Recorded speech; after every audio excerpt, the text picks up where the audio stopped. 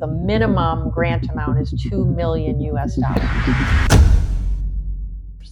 And the first grant that was approved was for malaria-free Zambia. The Rotary Foundation put in $2 million, the Gates Foundation put in $2 million, and World Vision put in $2 million. Wow. Chris, this is your first time in Pakistan. It's my first time in Pakistan. Pakistan is the smart villages. It's very close to my heart. What did you like about that particularly? They're learning how to sew. They're learning artwork. They're learning how to do pottery. How did you get to manage your personal and professional life? I have one brother. He's disabled. He was born with a disability. Oh. For you, what is service above yourself? The money that I've made in my career, giving some of that back to help somebody else. In a world which is changing 200% every year, we need to change with the times. Why do we still need to talk about this women empowerment? Women can help change this world as much as men can. Basically, grooming people and making them eligible to take the ownership and to move forward on their own. And I think this is the most rewarding thing to do.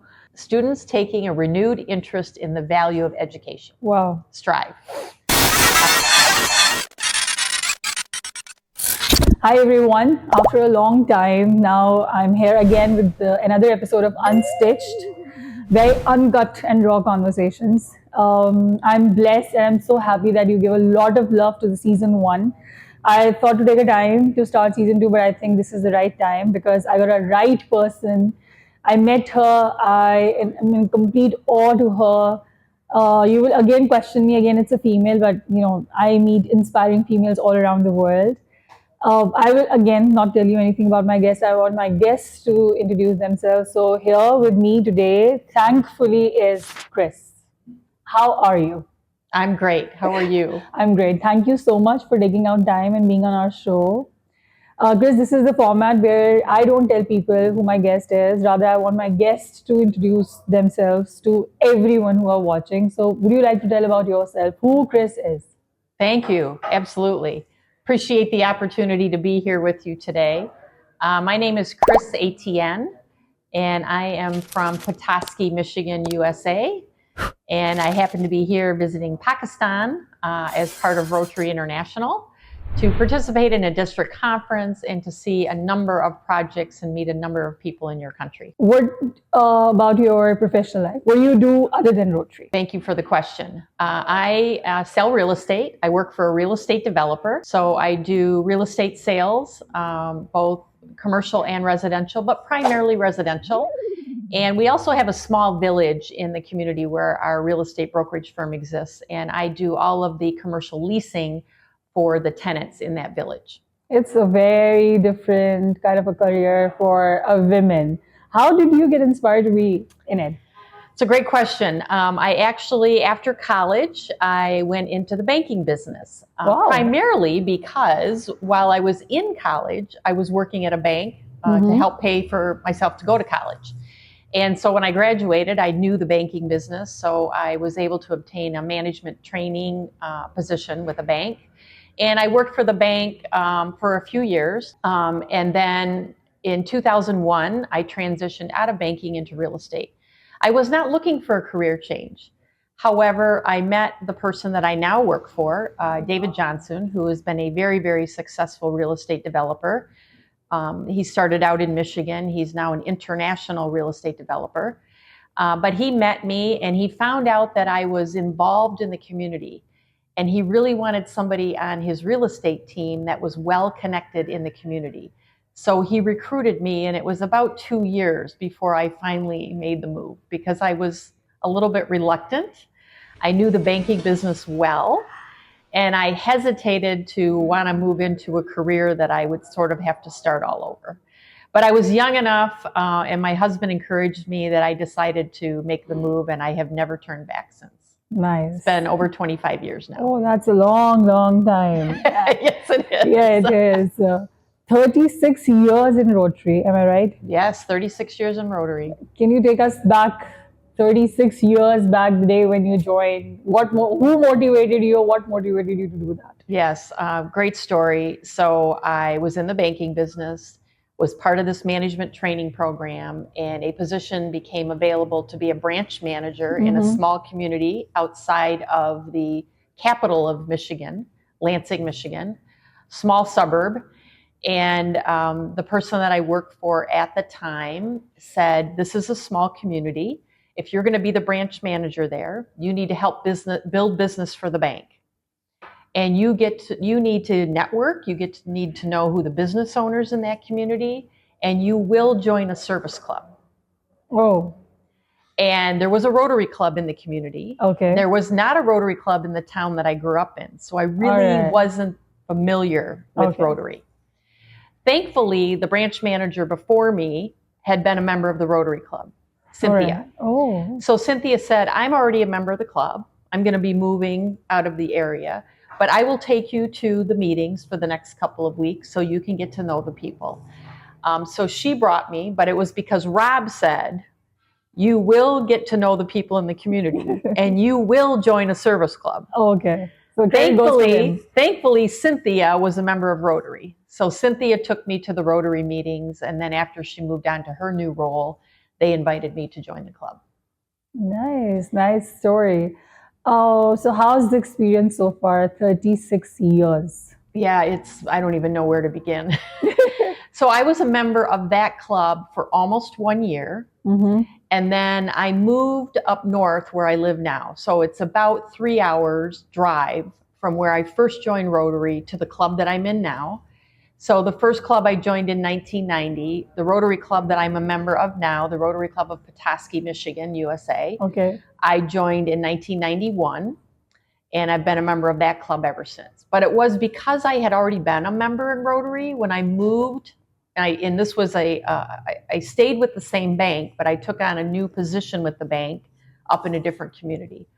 Because I had already been a member of Rotary, and there was a very active Rotary Club in Petoskey, the person at the bank up north where I worked for was also a member of Rotary. And he said, you're already a member of Rotary, so you might as well join the club here in Petoskey. So I became a member of that club in February of, March of 1991. So 35 years ago this year. Whoa, that's a long time. So what about your journey as a leader in Rotary, your leadership role? What are the leadership roles you have been into? Where did you begin with? And I also want to know that challenges you might have faced being a leader, being a female leader. Yeah, thank you. Good question. So I joined that club in 91, and I really just wanted to get to know the people in the community. Yeah. And to me, that was, I joined the Chamber of Commerce, and then I joined the Rotary Club. And to me, both of those were avenues to get to network, get to meet people, and to be able to provide service, give back to the community. That was the extent of what I thought I was going to get out of the experience. I'm very grateful today that there were a number of people in the club who sort of took me under their wing and said, why don't you join me in going to this event? So there was like a social event. And I really didn't know the people that well, so I would sort of hesitate to go to a social event where I really didn't know people that well. But people said, why don't you join me? Why don't you come with me? Or when we were going to do a service project in the community, why don't you come and work the brat stand with me for the club? Yeah. I wasn't really taking the initiative to do those things on my own, but I'm grateful that there were people in the club that took it upon themselves to take me under their wing, to invite me, and to ask me to participate in projects, because that's what really got me more involved. I didn't take the initiative on my own. Somebody invited me to do more. And that's really been my Rotary journey up until where I am today. They first asked me would I be interested in running for the board of directors, which made me scared because I'd never been on a board of directors before and I didn't know what that meant. So I served on the board, and then they encouraged me to run for president. And I was selected president. So I became president of my Rotary Club in 1997. I was 32 years old at the time. The Rotary Club that I belonged to was chartered in 1921, so it's a very old club, somewhat traditional. although we've started to break out of our traditions a little bit to be more attractive, especially to younger people in our community. After that, there were people, every Rotary Club is part of a district. There were people at the district level that started asking me to get involved. Would you be interested in serving as an assistant governor? So after I was club president, I served as an assistant governor. And then I got involved in the district membership committee. And then I got involved in the district Rotary Foundation committee. And when I started learning about all the programs of Rotary, I got hooked. Nice. Because when I went to my very first district conference, I was actually in Rotary 3 years before I went to my first district conference. And that is what really opened my eyes to Rotary beyond the Rotary Club. Every Rotary Club is part of a district, every district's part of a zone, every zone is part of Rotary International. I didn't understand all those levels of the organization. So when I went to the district conference, I learned about these programs that our Rotary Foundation was supporting. And I knew that the Rotary Foundation was like the charitable entity of Rotary where we could give money and that money would do projects. But I never met beneficiaries of those projects till I went to the district conference. And I met youth exchange students, and I met recipients of our group study exchange. And I met a person who would become the president of Rotary International many years later. And it really opened my eyes to the impact that being a member of this little Rotary Club of Petoskey, Michigan, the impact that we were having across the globe. Yes. So I got more and more intrigued. So fast forward a few years later, somebody said, you know, Chris, you really should. Again, it was somebody that tapped me on the shoulder. I wasn't necessarily aspiring to do these things. You should run for district governor. I'm like, what does that mean? So I had watched these people be district governor, many of whom were older than me. And I thought, well, you know, I'm still working full time. I'm still building my career. You know, I don't know that I can drive all over the district and visit all these clubs. But I was really encouraged. So I went to my boss, the real estate developer, and I said, David, you know, I'm very involved in Rotary. And of course, one of the reasons he hired me was I was involved in the community. So he saw the benefit of having somebody on his team that was involved in the community. So I said, I'd really love the opportunity to serve in this role, but that means I'm going to be out of the office.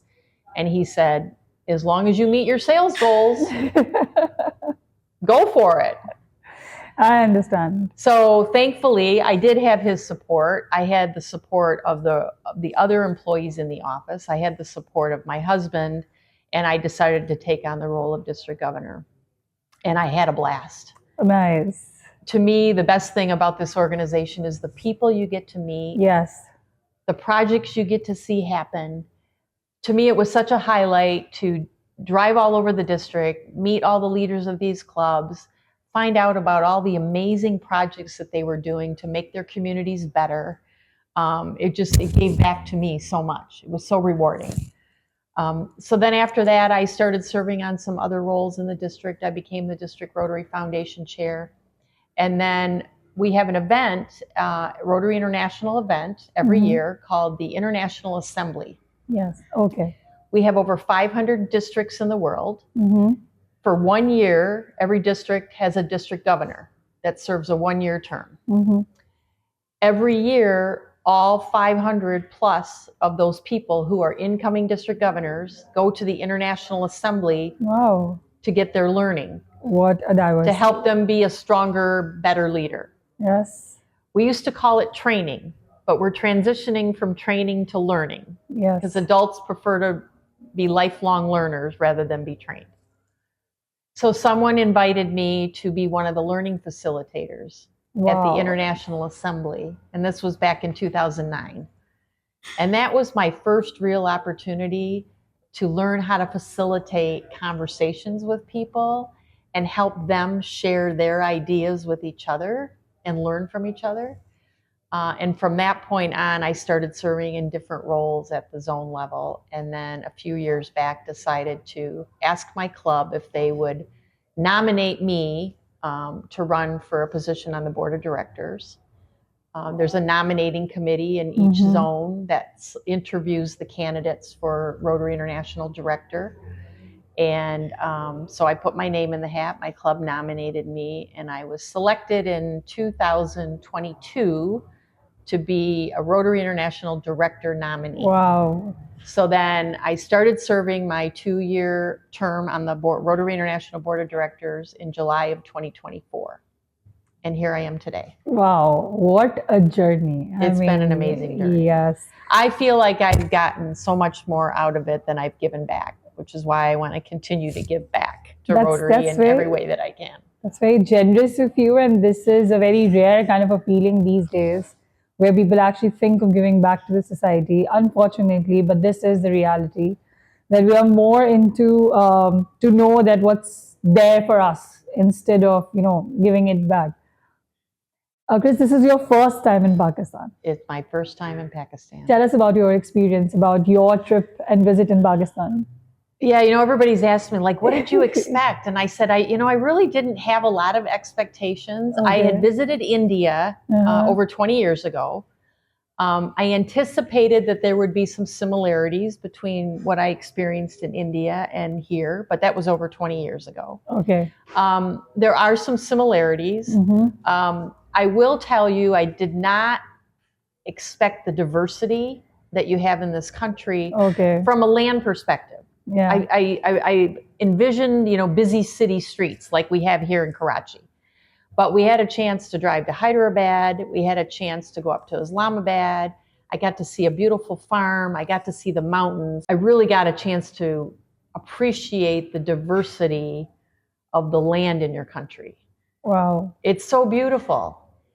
And the highlight has been the people. Nice. Everywhere Dennis and I go, everybody is so warm, so friendly. Everybody wants to shower us with gifts and flowers and scarves. Nice.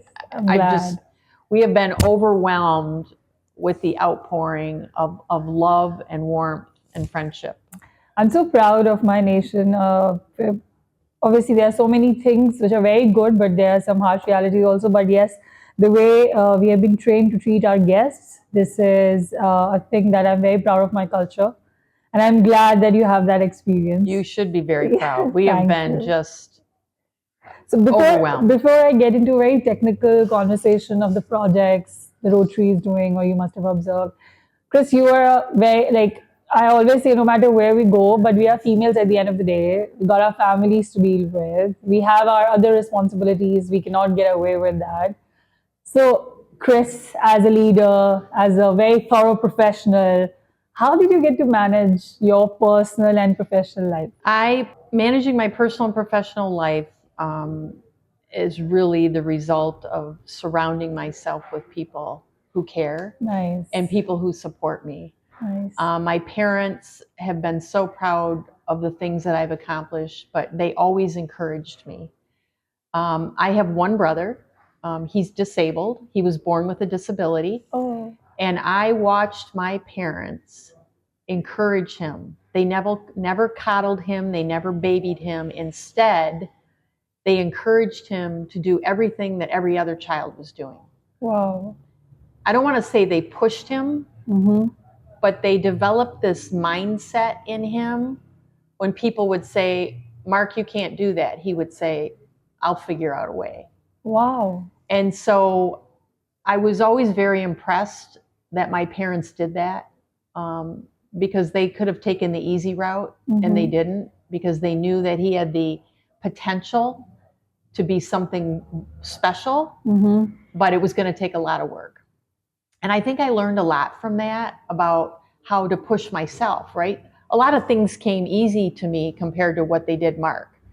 And I think I learned that you can't take that for granted. Yes. And I watched him push to do things that were easy for other people to do. And I thought, I can push myself to be something better.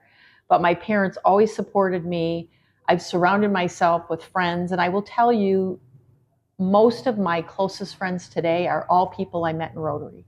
Oh, wow. People from other parts of the world that I would have never met had it not been for Rotary, who have always been there to encourage me, to suggest that I can do more. My husband's been incredibly supportive. To me, being able to manage and be a leader, you need the support of Yes. people around you, and Yes.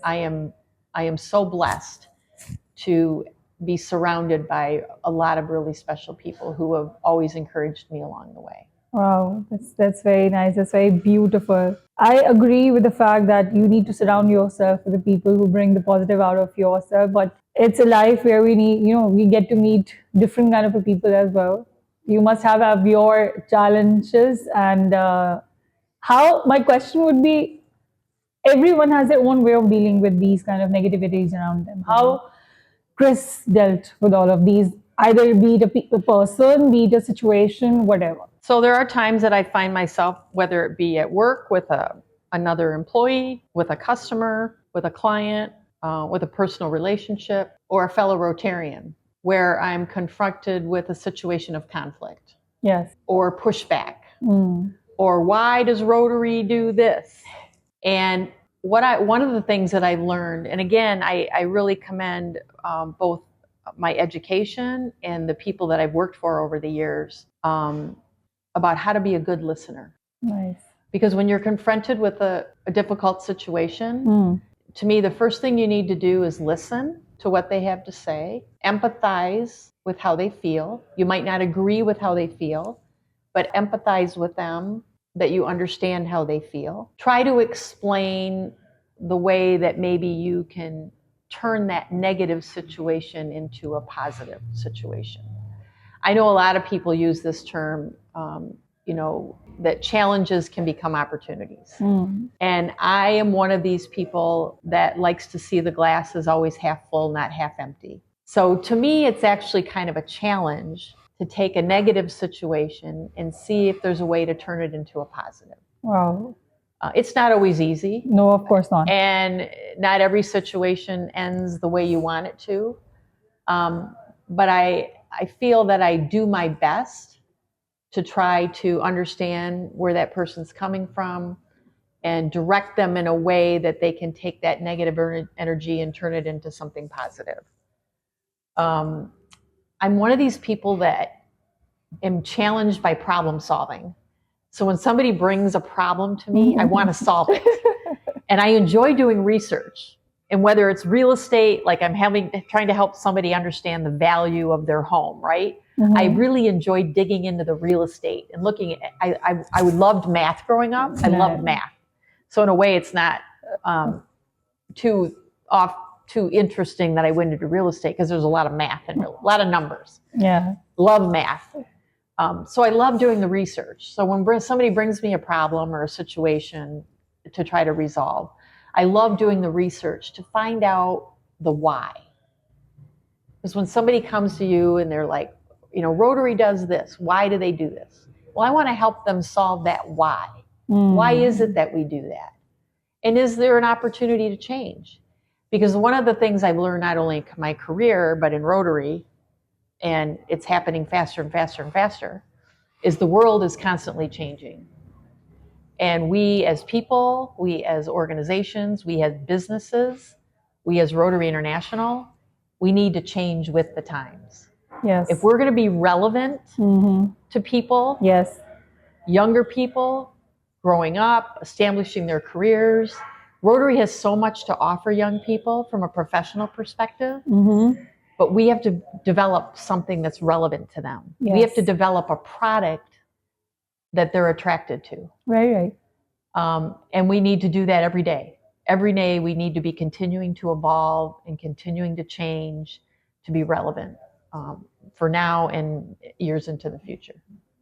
That's very right. Relevance, I think, is the most important or the key factor in a world which is changing 200% every year. That's one of the research I read, that earlier the change in the world was 12% per year, but now after AI, it's 200%. To adapt that change, you need to have that agility, that right attitude, the right approach. But of course, these kind of opportunities are also really, really important. With this, I come to the very important question, Chris. What kind of projects Rotary does as an organization other than polio? Because I'll be very honest and candid with you that when it comes to Rotary, people suddenly start thinking about polio. It's so linked with Rotary, which is a very good thing. However, it's also difficult to make people understand that Rotary is also doing other kind of projects as well, especially when you are connecting with the people here in Pakistan. So I would want you to highlight certain projects which you feel that they have potential to grow and serve people more. I don't even know where to begin. So Rotary has what we call 7 areas of focus. Right. And these are 7 areas from a Rotary Foundation perspective that we feel strongly about investing our time, our money into making the world a better place. Polio is obviously one of them. Yes. It's our number one priority worldwide, the eradication of polio. When we started it in the 80s, there were 350,000 cases of polio every year in 125 endemic countries. Wow. Now we have only 2 endemic countries, Wow. and last year we only had 41 cases. That's an achievement. Pakistan and Afghanistan. Other areas that we're having a tremendous impact. In the early 2000s, Rotary started a Peace Centers program. Mm-hmm. We now have Rotary Peace Centers. We partner with 7 universities in different parts of the world, where we have a Peace Studies program. They are scholarships at a minimum of $70,000 US scholarships. Very, very, very competitive program. Wow. We have hundreds of thousands of people who are interested in this program. 2 years ago, there were over 1,000 applicants for only 70 positions in this Peace Studies program. My point being, we have a heavy emphasis on peace building and conflict resolution. Nice. And we have 1,800 Peace Fellows who have graduated from this program, who are in different corners of the world, having a tremendous impact on trying to create peace. We also have other areas of focus, one of which I'm very passionate about, which is water, sanitation, and hygiene. Trying to bring not just clean water, but sanitation and hygiene to parts of the world that don't have it. Other areas of focus we have are maternal and child health, economic and community development. Rotary for years has been providing grants for what we call microloans, where somebody can apply for a grant to start a business. Nice. And then they start a business and they become a productive member of society, and they're also providing for their family, and then they pay back the loan, and now you've helped somebody start a business. Nice. And be able to support their family. So economic and community development is another one. Basic education and literacy is another one that I'm very, very passionate about. Fortunately, my parents expected me to go to college and get an education. And I'm so grateful that they did, because I consider myself a lifelong learner, and every opportunity that I have to be educated, I'm all for it. So basic education and literacy is another one that's just so important. If we expect people to be productive members of society, we need to help educate them. Yes. One of the programs that Rotary is now doing that I'm very, very proud of is in 2021, we rolled out a new program called Programs of Scale. Okay. These are very, very large grants. The minimum grant amount is $2 million US. Okay. And I'm very proud of this because when we started our polio eradication effort, we were able to take it to the scale that it is today by developing strong strategic partnerships. And we've learned from that. So through our polio eradication efforts, we become partners with the Gates Foundation, with the Center for Disease Control, UNICEF, the World Health Organization, world governments. We have seen how much more we can do. As a Rotary Club in Petoskey, Michigan, the organization I belong to is going to eradicate a disease from the world. Wow. Where else can you become part of something so much bigger than yourself? So these strategic partnerships that we develop, we've learned from that, and we're like, you know what? We need to leverage these relationships and continue to do big sustainable projects around the world. Yes. So the Programs of Scale program that was rolled out in 2021, again, we're doing this with partners. And the first grant that was approved was for malaria-free Zambia. The goal being to eliminate malaria from the country of Zambia. The Rotary Foundation put in $2 million. The Gates Foundation put in $2 million, and World Vision put in $2 million. Wow. So it's allowing us to have that much more of a significant impact to literally not just change a community, but change a country by making it a healthier place for the children. Yes, So we're doing our Rotary clubs, our districts, our partners around the world we're changing communities every day.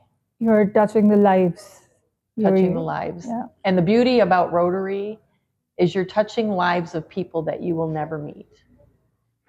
But you still feel very proud of what you're doing. That's really impressive listening to all of this. I'll take a moment to process it because I've never heard of this kind of a massive work which is going on by so many people, as you said, who we do not know each other, but they are doing a lot. And this needs a very different kind of a spirit, an attitude, an approach. For you, what is service above yourself? I love the motto of service above self, which is every person who joins Rotary finds out that that's our motto of service above self. And to me, it's easy because when you provide service, whether it's in your local community, to a neighbor, to the little boy down the street, to someone in a neighboring Rotary club, to someone halfway around the world, you get more out of it. To me, my life has probably been touched more by the service I've provided to others than the beneficiaries of that program. Because it's changed me as a person. Rotary taught me philanthropy. Wow. Not just the physical service, but writing the check and how much I can do by not only my hands-on experience, but being able, the money that I've made in my career, giving some of that back to help somebody else. Any rewarding experience or any story that stays with you for long? You know, there's so many, and I don't have time to share all of them, but there are two that I will share with you that are very different. One is a very, very small project that has significant impact on a little tiny village in North Kathmandu, Nepal. Two of my sisters-in-law like to travel and hike. And so they went to hike up to the base camp of Mount Everest. And while they were there, they met just Sherpas. And one of the gentlemen that owned the company that provided the Sherpas that helped them hike up to base camp was a member of Rotary. Ooh. And he was telling Robbie and Dell about this little village in northern Kathmandu where the children, they literally had a school over their head, but they were sitting on the floor in the dirt. They didn't have desks, they didn't have chairs. And they were talking, and William was talking to them about it. And he said to them, do you think there's a way you could help us to provide desks and chairs and school supplies to the children in this little village? And they said, my sister-in-law is in Rotary. Maybe she can help. So they came back to me, and we wrote a very small grant to help these little children. And I have a beautiful picture of these children. But we didn't ship desks and chairs over to Nepal. We provided a grant that allowed them, the Rotary Club that we partnered with in Kathmandu, to hire local contractors in this little village. So we put them to work to build the desks and the chairs so that the children had desks and chairs to sit in and school supplies for this. Very small, but very impactful project to this little community. Of course. Fast forward many years later, my home district in Michigan sponsored a Rotary Foundation scholar from Afghanistan to come and study in Michigan at Grand Valley State University. Fazil actually grew up in a Pakistan refugee camp. Okay. He's an Afghan, but he grew up in a Pakistan refugee camp, was the first in his family to go to college. but he wanted to teach at the university in Jalalabad. So he needed to get a master's degree to teach English in Jalalabad. So he came to Michigan, went to one of our universities in Michigan. He was with us for 2 years. When he arrived in 2009, he left behind a wife and 4 children, and his wife gave birth to twins 2 months later. Oh. So he has a wife and 6 children at home, and he's away for 2 years to get his master's degree because he believes that the answer to overcoming violence in his country is education. He is so passionate about educating the people of his country. So in 2011, he finished his degree. He went back to Afghanistan, received his teaching position at Nagahar University. And from 2011 to 2024, over 8,000 students went through his English program. Wow, it's amazing. And you talk about, that's just one person. We gave this grant to one person to help educate him. But look at what he's giving back. It's a multiplying effect. To make his community and his country a better place. Yes. Yeah. And he's part of my family now. He became part of my family. And that's the beauty about Rotary that I think a lot of people don't understand. If you allow yourself to not just learn about Rotary in your club, but to learn about Rotary beyond the club level, I can travel anywhere in the world today, and my Rotary family is there. Beautiful. Whether I go to Pakistan or Australia or Singapore or Nigeria or Malawi, I have Rotary family there, and I know that I do. And I don't hesitate to call upon them if I need help. And people have called upon me. They're like, Chris, I have a problem in Barcelona. And I'm like, I know a Rotarian in Barcelona. We can help you. But that's what Rotary does. We talk about the world, how small the world is, such a small place. Yes, it is. Rotary makes it even smaller. I can sense it. I can completely feel it out of your conversation, that how strongly and deep-rootedly the connections had been built over the years because of all of these Rotarians, all of you who have been into this and gave your life to the organization. I hope people understand that this is also very much needed to have peace with your own self, other than being in the struggle of day-to-day life things and chores. It's very beautiful. It's very attractive, Chris. I was always very motivated. Now I feel even more motivated after this conversation with you, and there are things running in my mind what to do next. One of the projects you must have visited in Pakistan is the Smart Villages. It's very close to my heart. What did you like about that particularly? I was amazed. Past director Fez Kidwa had shared a little bit with me about the Smart Villages, but I didn't really understand the whole concept until I had the chance to visit one this week. And I don't have any children of my own, but when I find myself in an experience, often with a Rotary project, where we're helping the children, and the smile in whatever side of the tracks the children come from, the smile on their face tells it all. And when I have the chance to hold their hand and smile back at them and know that Rotary is providing an opportunity for them to be able to be a productive member of their society. What I love about the Smart Villages is it's not a handout, it's a hand up. Wow. We're providing the resources for them to build their own community. Yes. So they're building the houses themselves. They're learning skills. They're learning how to sew. They're learning artwork. They're learning how to do pottery so that they can be a productive member of society, they can sell their goods, and they can provide for their family. And there's nothing more than giving someone an opportunity to discover what they can accomplish. Yes. The whole idea of giving a hand up versus a handout.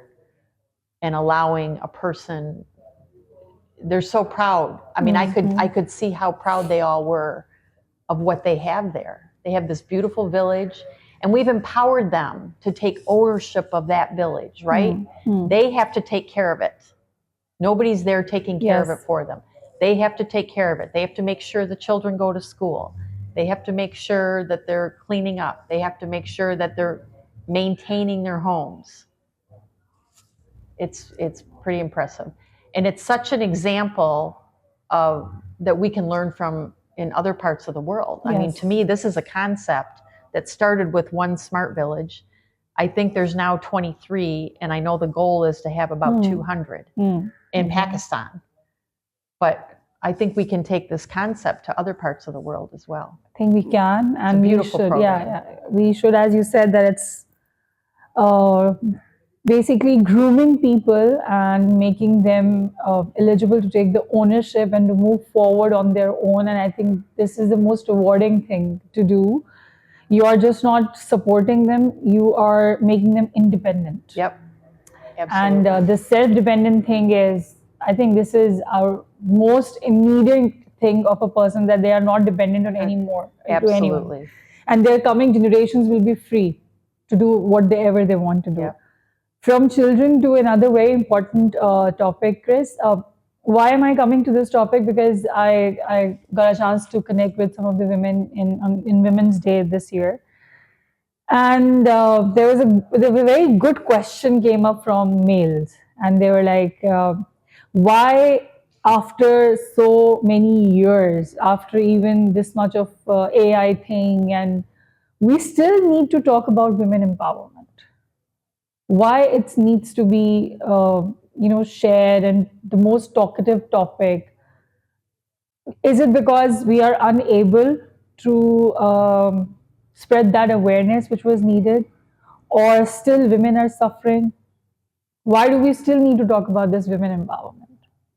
Well, I think we've made a lot of progress, but we still have a lot of work to do. We really need to empower women. Women can help change this world as much as men can. Yes. And I think in some ways women bring different skill sets to the table than men. And women are often they're good people person. They have good people skills. They're raising children, right? They're having to interact sometimes with more people than men do. Men and women both need to be productive members of society, but we need to look at more opportunities to help rise women up and allow them to work and to serve in leadership roles at all levels, in the workforce, in nonprofits, in places like Rotary, in our communities. All of our communities will be better for it if we allow women to serve. You spoke about women mentorship program also. Would you like to talk about it a little bit? I would. So the opportunities that I've had to serve both in my career and in Rotary and in other nonprofit organizations is because there were other women who mentored me and helped me along the way. And I learned from them by observing them, watching them in the public, watching them speak, watching them in their careers. And I wouldn't be here today if it weren't for those strong women that I've had the blessing to meet over the years that have helped me become the person I am today. And to me, I have a duty and a responsibility to mentor other women in the same way. Yes. And I welcome the opportunity that I have in my career, in Rotary, in my personal life, to mentor someone. We have a program in my own community. Our Rotary Club sponsors a program called Strive. And it's a program that's focused on like grade 11 and 12. I don't know if in Pakistan, it's like the last 2 years of high school. And it's targeted at the bottom third of the class. It's for boys and girls, academically. Okay. Who they're struggling with their grades. They might, in often cases, there's situations at home that are contributing to them not being able to be successful in school. Could be a broken marriage, it could be domestic violence, it could be other things going on in the home that are affecting their ability to do good in school. Sometimes they don't have meals on the table, food to eat. So our Rotary Club sponsors this Strive program, which is a program to help tutor them and mentor them to be able to do well in school, so that they can go on to hopefully be productive in society, get a good job, maybe even go to college. Yes. So I have been a Strive mentor in the past, where I've had the opportunity to mentor a teenage girl, and to try to instill in her the value of an education and why it's important to have an education and how it will affect her the rest of her life. And those experiences have been very impactful to me, to feel that maybe I've made a difference in their life. And in one case, the young girl actually did go on to college. And oftentimes these kids never go on to college because they don't have a good enough grade point average to go beyond high school. Some of them don't even graduate from high school. They drop out. So it's a really neat program, and it's called Strive, and it stands for Students Taking a Renewed Students Taking a Renewed Interest in the Value of Education. Wow. Strive. So that's just one example. But in my career, I've had the chance to mentor real estate agents.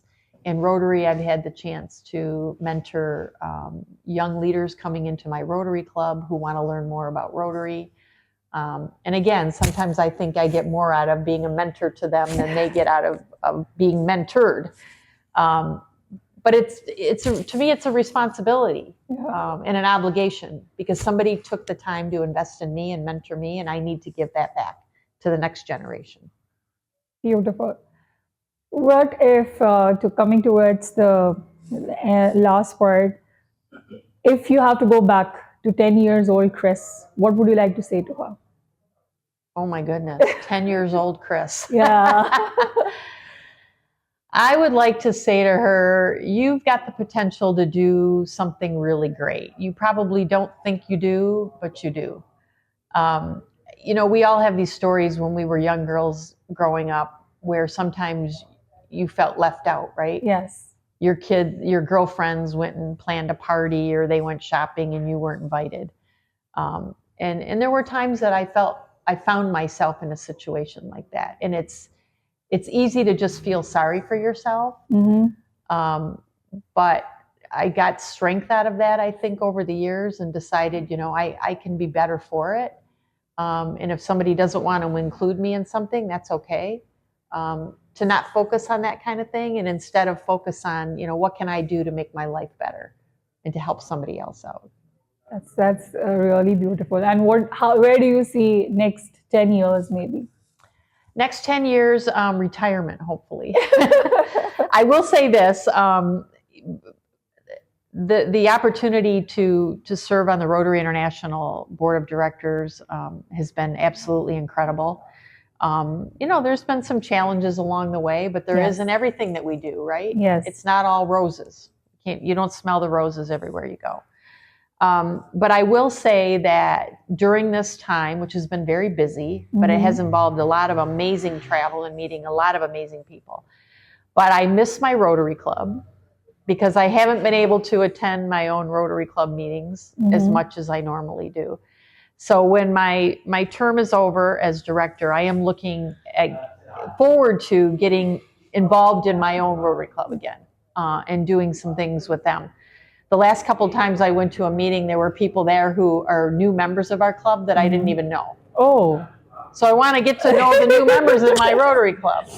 Okay. My husband and I are nearing that age where we're looking to hopefully retire from our careers, and we love to travel. So hoping to do some of that. Still want to be able to serve Rotary in one way or the other. Maybe that's on a committee. But the relationships I've developed over the years, I know will always be there. And, the beauty of being able to go, like, we have a Rotary International Convention every year. Yeah. It's somewhere else different in the world every year. Yes. This year it's in Taipei, Taiwan. When you go to a Rotary convention every year, you get to see these people from all over the world who you've met over the years. And it's like a reunion. Yeah. Yes. But it also is an opportunity to develop new friendships, new relationships, and new partnerships for projects. So I just look forward to continuing to be involved in this great organization, continuing to give back, and continuing to hopefully continue to live a productive life and have some time off. Thank you so much, and I wish you all the very, very best. You're doing definitely the greatest things in the world, which people either they don't even think about it or they don't get time to do things because they have their own priorities.